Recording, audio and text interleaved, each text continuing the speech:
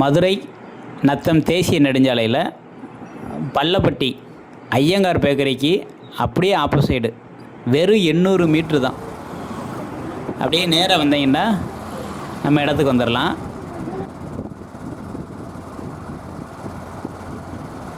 நம்ம இடத்திற்கு தேவையான ரோடு வசதி, மின்சார வசதி, குடிநீர் வசதி எல்லாமே இருக்குது.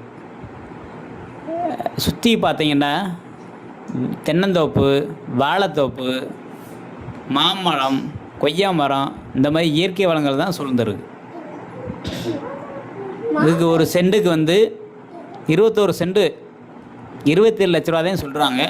நேரில் வாங்க, குறைச்சி பேசிக்கிறலாம்.